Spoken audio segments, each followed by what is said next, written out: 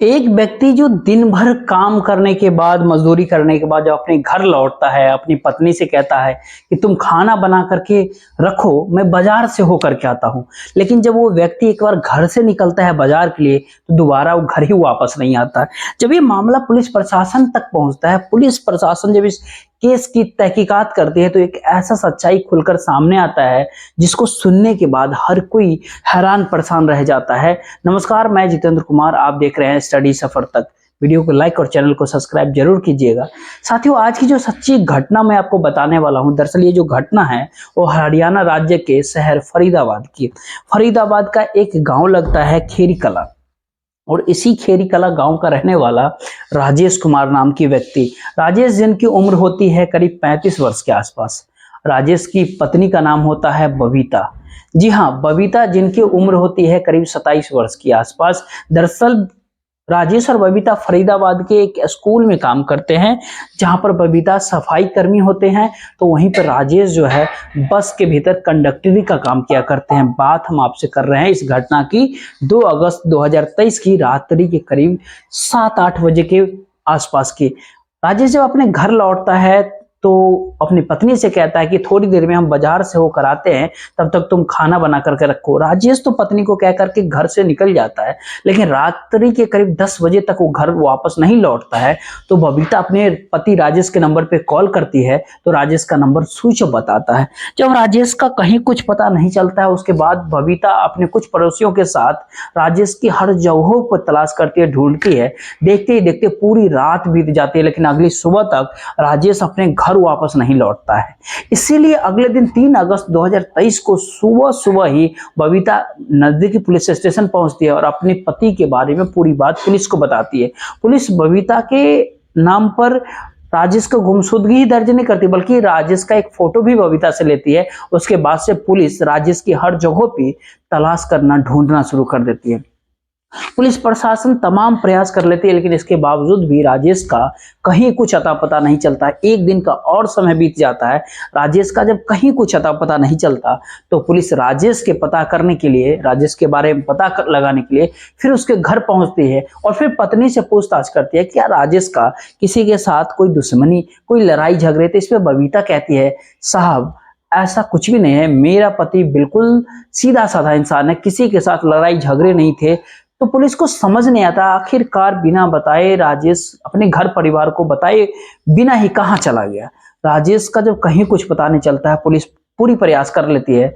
तो उसके बाद पुलिस उसकी पत्नी के बारे में, बबीता के बारे में पता लगाने के लिए गांव के आसपास के लोगों से बातचीत करती है। तभी पुलिस को पता चलता है दरअसल राजेश और उसकी पत्नी के बीच आए दिन हर रोज लड़ाई झगड़े होते थे।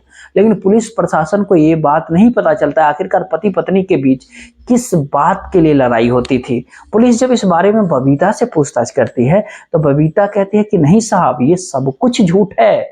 लेकिन पुलिस बबीता की बातों पर बिल्कुल यकीन नहीं करती और सीधे उस स्कूल में पहुंच जाती है जहां पर दोनों पति पत्नी काम किया करते थे।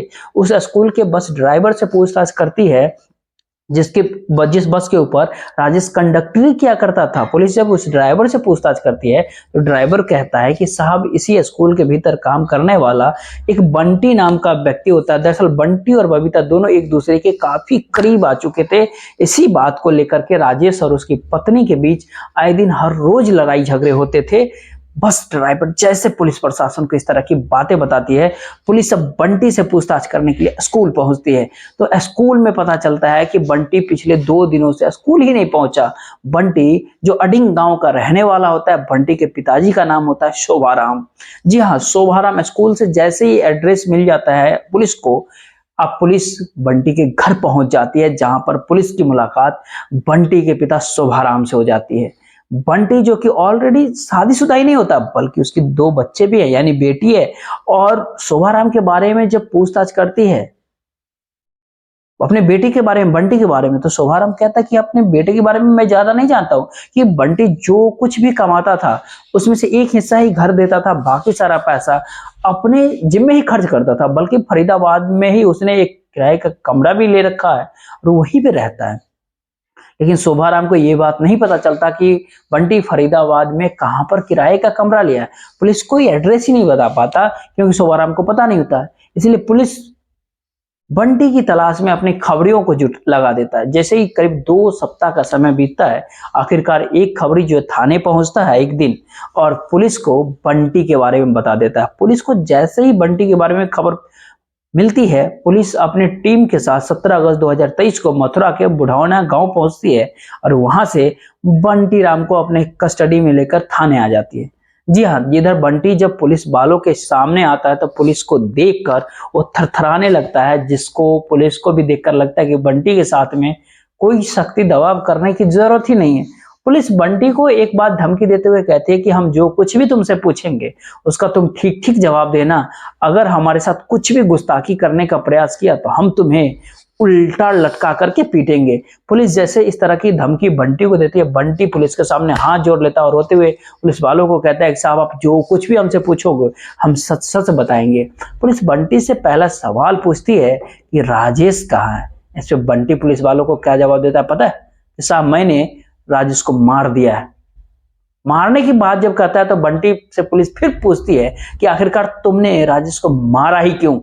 तो बंटी पुलिस को कहता है कि अगर मैं राजेश को नहीं मारता साहब तो वो मुझे मार देता, इसीलिए मेरे पास और कोई रास्ता ही नहीं था। लेकिन बंटी जब इस हत्याकांड की पूरी कहानी पुलिस को बताता है तो सच में इसको सुनने के बाद हर किसी को अपने कानों पे यकीन ही नहीं होता। बबीता एक नौकरी की तलाश में दरअसल एक फरीदाबाद के एक स्कूल पहुंचती है, जहां पर बंटी से मुलाकात बबीता की होती है। बंटी ही दरअसल बबीता को काम पे रखवाता है, पैरवी करता है, क्योंकि बंटी जब पहली बार बबीता को देखता है तो बबीता की खूबसूरती देख पहली नजर में उसका दीवाना हो जाता है बंटी, जो सोच करके बबीता को अपने काम पे रखाता है, पैरवी करता है। आखिरकार वही होता है जो बबीता स्कूल में सफाई कर्मी के काम करने लगती है। आखिरकार बंटी और बबीता के बीच नजदीकियां धीरे धीरे बढ़ने लगती है और बबीता जो देखने में काफी खूबसूरत ही नहीं होती बल्कि काफी हद तक चालाक भी थी। बबीता बंटी से कहती है कि इसी स्कूल के भीतर मेरे पति का भी तुम काम लगवा दो। बंटी भी बबीता की बातों में आ जाता है और राजेश को भी उसी स्कूल के भीतर बस कंडक्टरी का नौकरी दिलवा देता है। उसके बाद से राजेश और बबीता एक ही स्कूल के भीतर दोनों पति पत्नी काम करने लगते हैं। धीरे धीरे जब समय बीतना शुरू होता है, आखिरकार जब बंटी और बबीता के बीच में जब प्रेम प्रसंग मोहे मोहे शुरू होती है तो इस बात की जानकारी राजेश को पता चल जाता है। राजेश को जैसे अपनी पत्नी की सच्चाई पता चलती है, अपनी पत्नी को काफी राजेश समझाने का प्रयास करता है, लेकिन इसके बावजूद भी बबीता अपनी पति की एक बात भी नहीं सुनती और राजेश इसीलिए एक दिन बंटी से मुलाकात करता है। उसको धमकी देते हुए कहता है कि जितना जल्द हो सके तुम मेरी पत्नी का पीछा छोड़ दो, वरना मैं तुम्हें जान से मार दूंगा। जैसे इस तरह की धमकी देता है राजेश बंटी को, बंटी इस धमकी को सुनकर के एकदम से थर्रा जाता है। इस सारी बातें बबीता से बताता है बंटी। बंटी के प्यार में बबीता तब तक इस कदर से अंधा हो चुकी थी कि अब धीरे धीरे उसे अपनी पति राजेश से ही नफरत होने लगी थी। इसीलिए काफी सोच विचार के बाद बबीता बंटी से कहती है कि तुम मेरे पति को हमेशा के लिए इस दुनिया से हटा दो, वरना इसमें कोई दो राय नहीं है कि तुम्हें वो जान से मारने दी। जैसे बबीता के तरफ से हरी झंडी बंटी को मिलता है, बंटी राजेश को इस दुनिया से हटाने के लिए एक सही मौके की तलाश में जुट जाता है। जैसे राजेश को इस दुनिया से हटाने के लिए एक प्लान तैयार करता है। उस प्लान के तहत राजेश से मुलाकात करता है बंटी और अपनी गलतियों की माफी मांग लेता है राजेश से। कहता है कि अनजाने में जो कुछ भी मुझसे गलतियां हुई है उसे तुम माफ कर दो, आइंदा से मैं आज के बाद तुम्हारी पत्नी की तरफ नजर उठा करके भी नहीं देखेंगे। बंटी जैसे इस तरह की बातें राजेश से कहता है, राजेश भी बंटी के बातों पे भरोसा कर लेता है। बंटी साथ ही साथ राजेश को दारू पिलाने का दावत देता है, शराब पिलाने का। राजेश शराब पीने के लिए तैयार हो जाता है। जैसे ही शराब पीने के लिए राजेश तैयार होता है, 2 अगस्त 2023 के शाम के करीब जब स्कूल से वो फ्री होता है, बंटी राजेश को शराब पिलाने के लिए ठेके पहुंचता है। जी हाँ, ठेके शराब के ठेके पहुंचकर वहां से कुछ शराब की बोतलें खरीद लेता है। उसके बाद वहां से राजेश को लेकर के सीधा आगरा कैनाल नहर के किनारे पहुंच जाता है और वहीं पे शाम के समय बैठ करके दोनों शराब पीते हैं।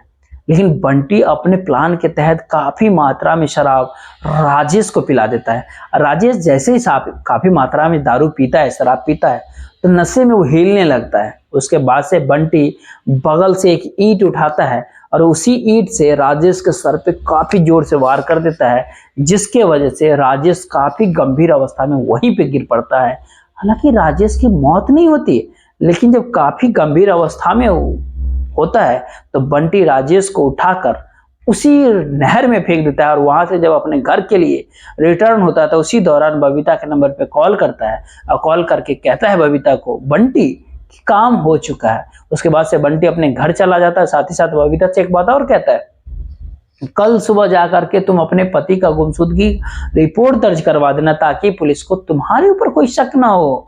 वाकई बंटी जो पूरी कहानी पुलिस वालों को बताता है। पुलिस बंटी के ही कहने पे राजेश की पत्नी बबीता को भी अपने साथ गिरफ्तार करके लाती है और फिर बंटी के ही कहने पे पुलिस अपनी टीम के साथ नहर के किनारे पहुंचती है और उस नहर के भीतर राजेश की लाश ढूंढने की कोशिश करती है पुलिस, लेकिन पुलिस को राजेश की लाश नहीं मिल पाती। इसके बावजूद भी पुलिस इस बात से पीछे नहीं हटती और हर रोज नहर के भीतर जाकर के राजेश की डेड बॉडी लाश को ढूंढती है। जैसे ही 2-3 दिन का समय बीतता है, आखिरकार 19 अगस्त 2023 को इसी पलवल के गांव छज्जूपुर के पास आगरा कैनाल के भीतर राजेश की लाश पुलिस को मिल जाती है। जी हाँ, उसके बाद से पुलिस बंटी के ही कहने पर राजेश की पत्नी बबीता को भी अपने साथ गिरफ्तार करके लाती है और पुलिस ने इन दोनों आरोपियों को अपने साथ गिरफ्तार करके इन दोनों के ऊपर गंभीर धाराओं में, हत्या जैसे धाराओं में मुकदमा दर्ज करके जेल भेज दिया। दोस्तों, इस पूरी घटनाक्रम को सुनाने का उद्देश्य आपको परेशान करना नहीं था, आपका दिल दुखाना नहीं था, बल्कि आपको जागरूक करना था, आपको सचेत करना था, आपको बताना था, आपको जताना था आप जहां भी रहे सुरक्षित रहे और अपनों का ख्याल रखें। तब तक के लिए जय हिंद, जय भारत।